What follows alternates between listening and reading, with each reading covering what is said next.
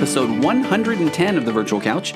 I'm your host, Tony Overbay. I'm a licensed marriage and family therapist, certified mindful habit coach, writer, speaker, husband, father of four, ultramarathon runner, and creator of The Path Back, an online pornography addiction recovery program that is helping people reclaim their lives from pornography addiction. If you or anyone that you know is struggling with pornography addiction, please point them to pathbackrecovery.com.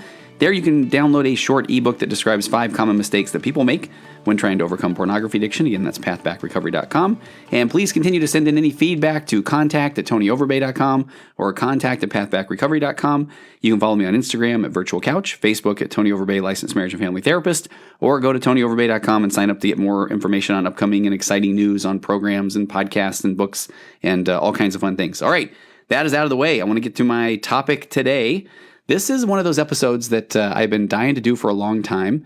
It's something that I deal with a lot in my practice. And even if this doesn't apply to you, I think this might be an episode that you can hang on to, that you can forward to somebody that might be going through, and you've probably already read it in the title, right? A breakup. And I want to get into the data. I want to get into the evidence around breakups. I want to get into the anecdotal information of what I see on my couch, what works as far as breakups go. And I'm just for the sake of this podcast, I'm going to talk as if the guy is the one who was broken up on, is the person who is coming in to see me, who is saying that my wife, or if they aren't married, my partner, my significant other, has broken up with me. Now, what do I do? So, but you can flip the roles. The roles can be reversed. I could be meeting with the woman, and the husband has broken up with her. But for the sake of the majority of the work that I see, it is the guy who has been broken up upon. I still don't think that is the correct use of the English language in that situation. But I've got 2 studies that go into this, and I want to talk a little bit about what I see. And part of the reason why I wanted to do this episode in general, it's because I can still remember to the day. Actually, no, that was pretty dramatic, wasn't it? I remember the person who was the first person that was sitting on my couch and who talked about, they had just gone through they were in their words blindsided. Their wife had told them that she wanted a divorce, and this person had kind of gone off, and they were on their way to some destructive behavior. And thankfully, a friend intervened and had reached out to me, and I made some quick time, got somebody in for a bit of an emergency session, and we were just kind of putting some pieces back together. The person was kind of going on about that they had been blindsided, that they never saw this coming, this sort of thing. And I remember at one point it was pretty interesting where the guy just stopped and he said, "Wait a minute. She said she would never leave me." And it was almost as if he had this epiphany, and I feel like he was reaching for his phone, that he was going to call her and just say, "Wait a minute, 10 years ago, you told me when everything was going great that you would never leave me, when we were having pillow talk or whatever it was." And he acted like, "Okay, there we go. I just need to reach back out to her. I need to remind her that she said she would never leave me, and then all will be well. We'll live happily ever after." And the reason that was significant to me was just showing how hard the brain was working to try to make sense of what was going on, and more importantly, how to put it back together. Because this guy, and now I can honestly say, dozens and dozens of men and or women that I've met with that just don't know what to do next, don't know how to put a relationship back together. And the reality is, can it be put back together? There are often times where when someone finally does say, "Hey, I'm done," they've been building up to that moment for a long time. So the person who now feels blindsided, they're trying to recover. They're trying to say, "Okay, what do we do? What can we do to fix it?"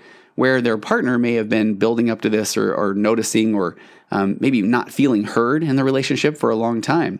And so of course, I'm a marriage therapist, so I do feel like there are ways to repair relationships, and thankfully I've been able to work with hundreds of couples and watch that process work. And that's a quick plug to go back and listen to any episode on emotionally focused therapy, EFT, because that truly is the key. But again, I want to talk about the neuroscience of relationship breakups, and I want to talk in particular about my view on what can help. And let me just go ahead and cut to the chase with that part, and then we'll get to the data. But what I like to tell people often, and again, I'm going to work from it's a guy. So I will find guys will often go into that mode of, they're gonna get down, they're gonna withdraw, they're gonna get really sad, they're gonna pout, and they're going to try to get the relationship back by showing their partner how miserable they are. And I understand it. I mean, I think that's almost the path of least resistance that the brain will go to. And the hard part is, if the relationship does come back together temporarily because the guy has proven of how down and sad he is, that hasn't done anything to repair the relationship. That hasn't done anything to address the reason why his wife felt the need to say, I'm done. And we're not even talking about the reasons today. I mean, I could go into, a lot of times there's going to be betrayal, addiction, those sort of things, which is something that needs to be addressed with a professional. But I'm just talking in general about when someone finds out that their partner wants to leave and then they withdraw and they get really sad. And I feel like when I've worked with enough individuals in that situation, if we can get them to own their own stuff, kind of say, okay, you're right. I'm trying to do that thing where I'm trying to pity them back into the relationship. And that, that might just be a temporary fix, but it is not something that is going to be sustainable over the long haul because it doesn't address whatever the underlying issues were that led to the relationship dissolving. So in that moment, what I do is I often tell the guy, again, in this situation, that here's what we got to do. We have to get you, and we have to raise your emotional baseline. We have to get your baseline so high that one of two things is going to happen. Either she is going to look at you now as the person who is going to own his stuff, be humble, he's going to do the work, and she's going to see that guy and say, okay, that's the guy I married. That's the guy that I do not want to lose. And the meanwhile, he's going to feel good about himself. He's probably going to be a better husband. He's going to be a better father. He's going to be better at his job. He's going to put addictions aside. But that guy, the guy whose baseline is high. Now, the second part of that is, let's just say that she is already too far gone, that she's already made up her mind, that she feels like she can't go back into this relationship. The good news is that guy's emotional baseline is really high. So in that situation, he is going to be the world's greatest co-parent. And then when he does re-enter the relationship scene, he is in a very, very good place. But notice that nowhere in that description is there and then he often then can go back and make her feel really bad about the fact that, she doesn't want to be with him, because that here comes in that shame part, that guilt part. And in this situation, again, those are not productive. Those don't address the underlying issues. So, and I can only speak from experience, and then I'm going to use some data here to back it up. But getting the person who has been left, so the person who is in my office, they have to do the self-care. They have to do the self-reflection. They have to own their own part of what has gone wrong in the relationship. Just saying that that's not fair. I can't believe you're bringing this on me. I can't believe you just kicked me out. Well, I can't believe you left. Any of those, while they are normal and natural reactions, sure, we're human, but are those productive reactions? Are those productive solutions to whatever led to the breakup in the first place? So let's dig into a little bit of the data, and then I'll kind of go back to some of these points. The first article that I want to talk about is one from a PhD named Melanie Greenberg. She's a clinical psychologist with a private practice down in Marin County. And this is an article, it's from a few years ago, but it's called The Neuroscience of Relationship Breakups. And I think that this is pretty fascinating. Dr. Greenberg says that an unexpected and unwanted breakup can cause considerable psychological distress. We've identified that, right? You may feel as if you've been kicked in the stomach or blindsided, there's that word, and knocked down. Feelings of rejection and self-doubt are common, as is the feeling of being stuck and unable to let go, even when one wants to. One wants to be able to let go. And here's the hard part, as she identifies, a lot of friends, the peanut gallery, they're going to be telling you, just move on, man. Don't worry about it. Don't think about it. But your brain can't quite just let things go like that.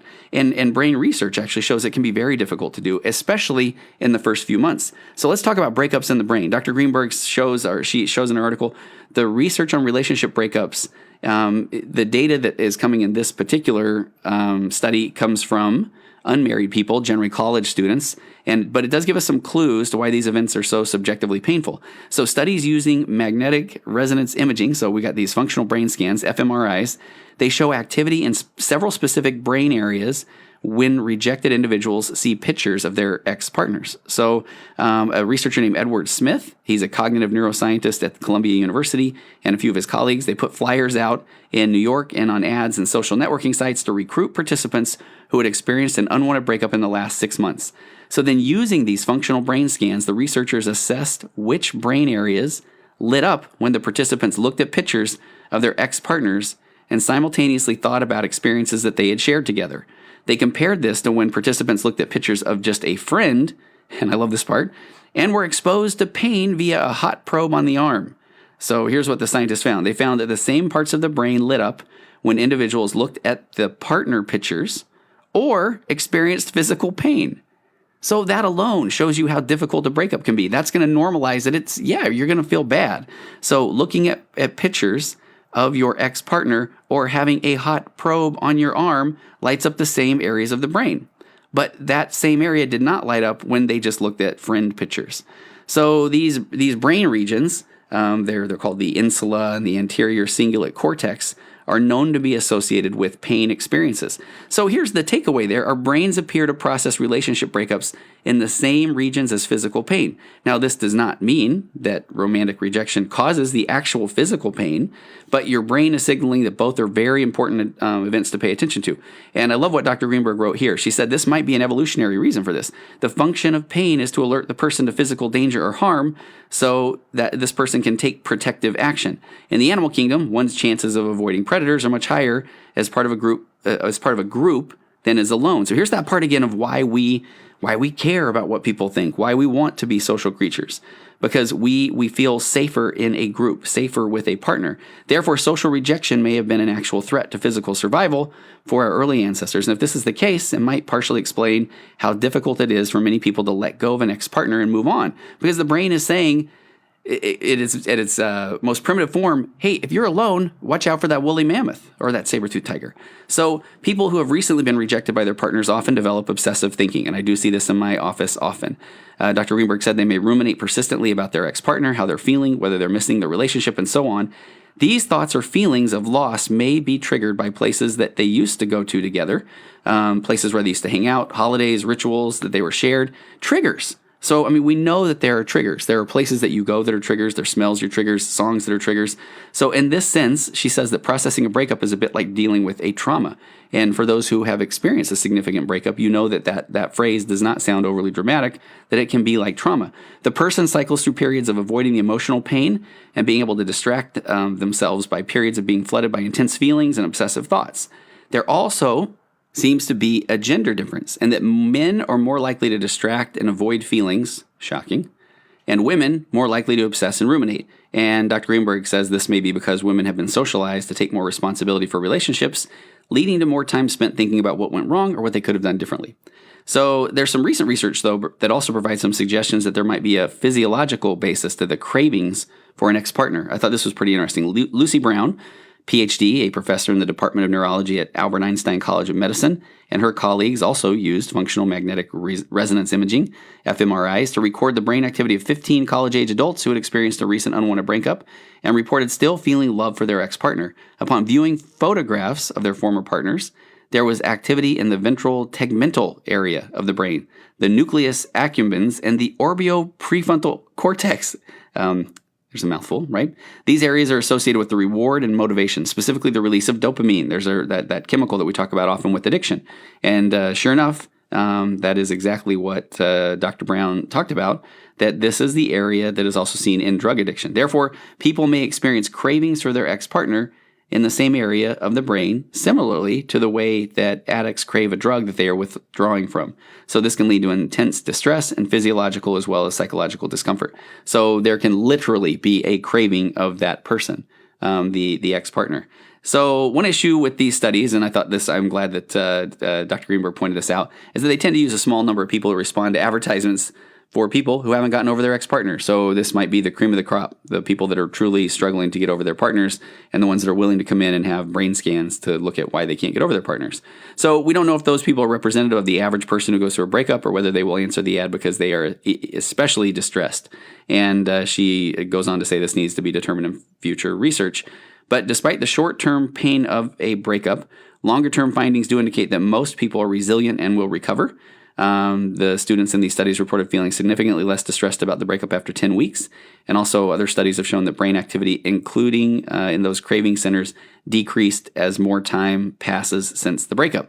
So the take-home message there, Dr. Greenberg said, if there is anything that we can learn from these findings to help people deal with painful breakups, the analogy to addiction and pain may help give people a framework for understanding the intensity of their feelings and can be a basis for developing some self-compassion and realistic expectations so that it is not something that they can just simply get over. And self-compassion meaning you might want to give yourself a little bit of time, and it's okay. You're going to have some down times. You're going to be able to, it's not a bad idea to let those feelings in And no, I often say that, hey, if you're going to have the pity party, get the hats, get the noisemakers, get the cake, but know that there's oftentimes a pretty firm ending to a party. So sometimes I have clients that will kind of say, all right, I'm gonna have a weekend, or I'm gonna have a week where I'm gonna let myself just kind of feel. I'm gonna watch romantic comedies. I'm gonna listen to sad songs. I'm gonna never get out of my sweats. I'm not gonna make my bed. You name it. And then at some point, go ahead and say, all right, after this time, now maybe it's time for me to do the work, that doesn't mean that I am going to shut off my emotions, but that I'm going to give myself maybe a little bit of extra coaxing to start moving forward. So it's a lot harder than just trying to tell yourself, just get over it and move on. So give yourself time and give yourself time in your feelings for the first few weeks. So distraction and self-care activities may also help.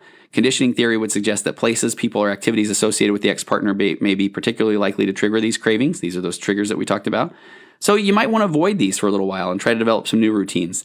There's some pretty cool research around just change and how a lot of people fear change. But really, when you do develop these new routines, you have new places to run, new restaurants to go to, just new. The concept of new and embracing that new does help you avoid a lot of these triggers and some of that emotional pain. Dr. Greenberg said you could try Rick Hanson's approach, which is focused on reprogramming the brain to try and think more positively. As with addictions, it helps to have a support group of people that you can call on when you're tempted to do something foolish, like maybe reach out to your ex. And if your feelings are too intense to manage alone, or you find yourself coping in unhealthy ways, then please do seek the help from a professional. So I wanted to hit one more study. Actually, I've got two more. This one's pretty quick too. This is one by Karen Young, and this one's on a website. I love the title, heysigmund.com, talking about Sigmund Freud. And Karen says, breaking up's really hard to do, and it's cleared up with some remarkable new research that explains why. And this one was from a separate study published in the Journal of Neurophysiology that found kind of similar findings, though, that a relationship breakup may feel so painful because it activates the part of the brain, here we go again, associated with motivation, reward, and addiction cravings. So she talks about in this research, the researchers recorded the brain activity of people who had recently been through a breakup, were still intensely in love with their ex, spent most of their waking hours thinking of them, and desperately wanted their relationships back. Participants were shown a photo of their former partner and then distracted from their romantic thoughts by completing a simple math exercise. Then they looked at the photo of a familiar neutral person. And I am horrible at math, so I already feel like this study might be skewed to someone who could maybe do math, or actually maybe not. If you can't do math, then that might kind of take you out of your mind a little bit more. So what they found were brain scans showed similarities between romantic rejection and cocaine craving. So looking at photos of their former partner stimulated key areas of the brain to a greater degree than looking at the neutral photos. The key areas were a part of the midbrain that controls motivation and reward, and an area associated with craving and addiction, specifically the reward system, also active in cocaine addiction. So really talking about that reward system, that the reward center, where dopamine resides, where dopamine floods the brain in this reward system. And then also the area associated with physical pain and distress, which we talked about in that previous study. And she said, in the best bit, the proof that it will pass. The study also found evidence that in relation to a breakup, time does heal. As time passed, brain imaging showed less activity in the area of the brain associated with attachment when the participants looked at photos of their former partners. So over time, the area of the brain, you can literally watch it not light up as much as it did when looking at those pictures. So time will heal all wounds. Allow yourself time to heal. Make room for those feelings, and maybe do a math problem or two, I think is what we're learning here. One more bit of study. This one's from the American Psychological Association, which I love. They go, this one gets really, really into the weeds as far as the details of the research. Says that although breakups are stressful events, they have potential to produce positive outcomes. I'll spare you all that's according to Toshiro and Fraser in 2003, Toshiro, Fraser, and Berman 2006. And this article is just full of all kinds of those references. But these findings coincide with previous findings that a breakup can lead to positive outcomes such as personal growth, particularly when the former relationship did not provide sufficient opportunities for self-improvement. And I think what's significant there is there's a lot. So what this data is saying is that you can heal, not only heal from a breakup, but you can actually grow if you can recognize, have the self-awareness of the areas where your former relationship did not provide sufficient opportunities for self-improvement. So a lot of times people are not being pretty open about areas where they are maybe stifled by their partner. And I'm not talking, I'm talking about then if they haven't tried to seek help for their relationship. And this is that part where it's important that if you are experiencing challenges in your relationship, go seek help. Let's try to avoid that part where we end up blindsiding our partner. So this research also suggests that positive outcomes of a breakup were less likely when people coped by venting, but were more likely when people coped through positive reinterpretation of the breakup experience. That's significant. So when people just go talk to the peanut gallery and say, can you believe what he was doing? And they're just like, yeah, I can't believe he was doing that. You need to get rid of him. So there is a place for venting. I don't want you to get that wrong. There is a place for venting, but only focusing on the venting, it does not produce positive outcomes. So what do you do then, right? So you can vent, but I would also, again, this is where, I'm a professional, I'm a therapist, so I can't lie. Go seek the help of a professional. Oftentimes it is hard to get the peanut gallery to say anything about maybe, you know what, it doesn't even really come that well. You could even have a member of the peanut gallery who's saying, hey, well, what role did you play in this, in the breakup? And a lot of times people are going to say, how dare you? I'm venting, I'm opening up to you. So a lot of times that is a good place for a professional who can maybe help you explore a lot of the emotions, the feelings, and then try to backtrack and maybe see some of the areas where the relationship went off course, and even where maybe you had played a role. It takes two to tango, a lot of cliches like that. But what were the areas that where did things go wrong is basically what we're talking about. But here's what I like as well. It says the positively focused writing can help those who have recently experienced breakup purposefully take a new perspective and reinterpret the breakup in beneficial ways. So the resulting positive outcomes can lead to greater resiliency and promote additional positive outcomes.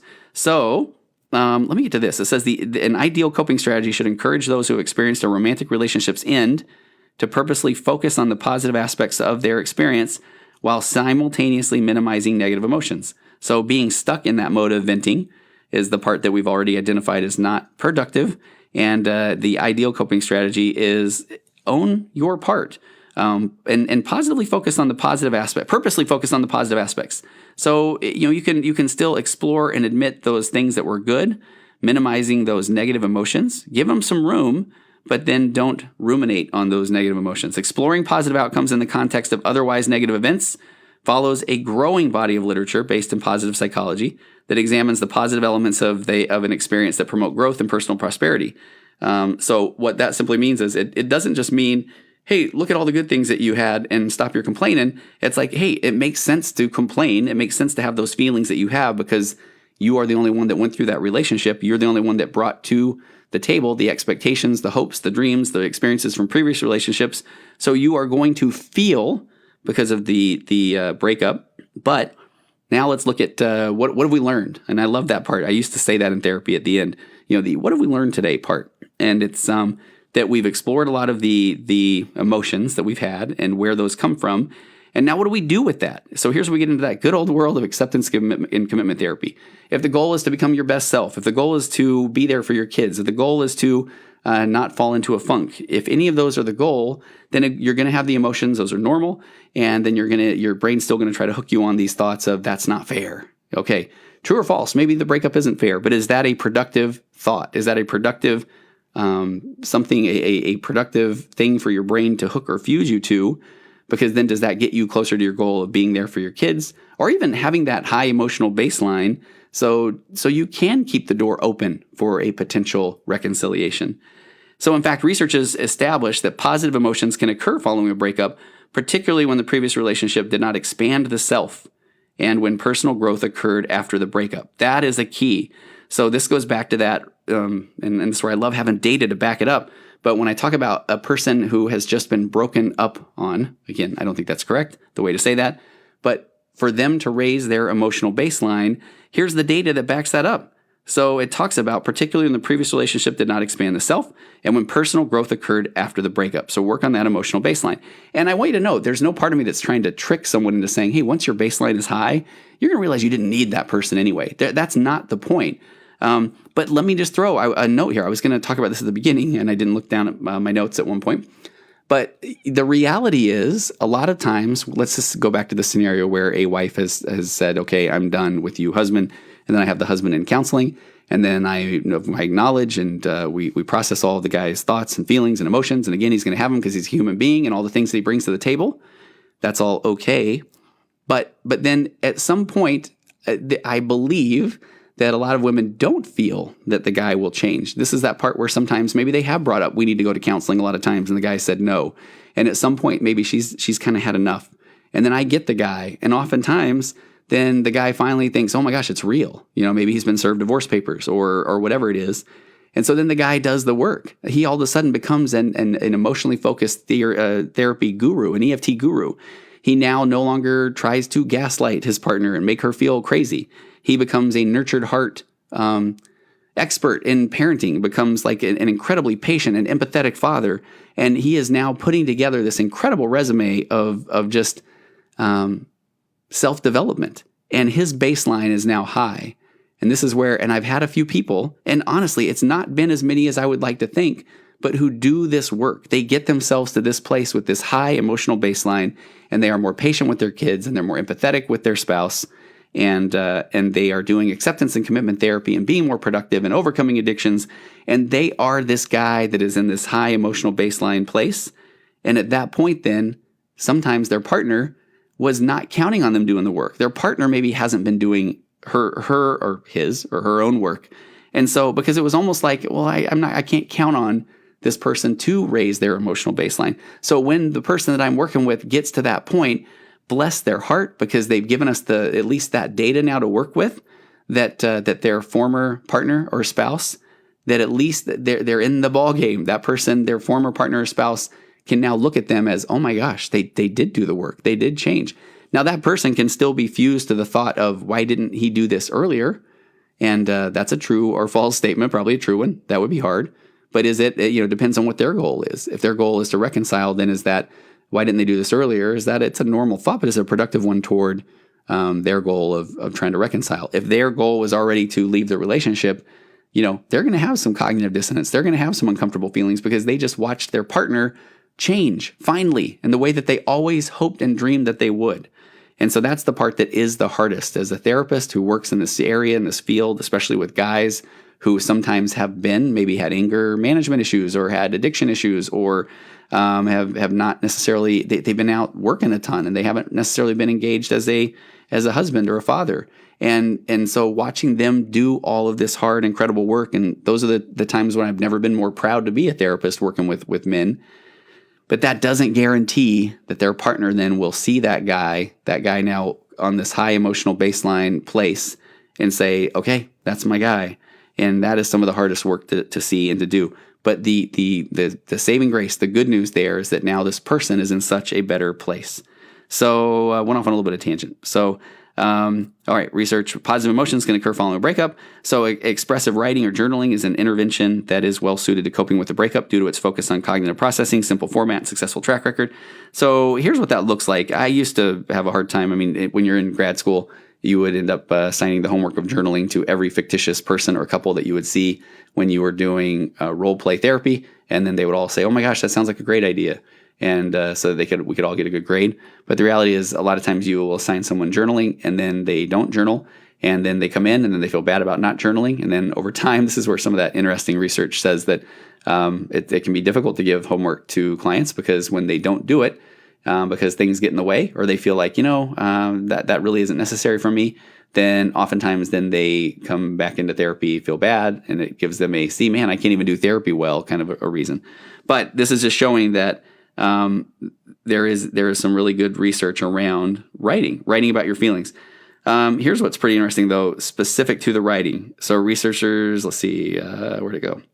Okay, okay, here we go. Consistent with this approach, researchers have examined whether a writing-based intervention facilitated coping with a romantic breakup in nearly 100 single participants who experienced breakup in the past 3 months. Those in the experimental group wrote about the positive aspects of their breakup.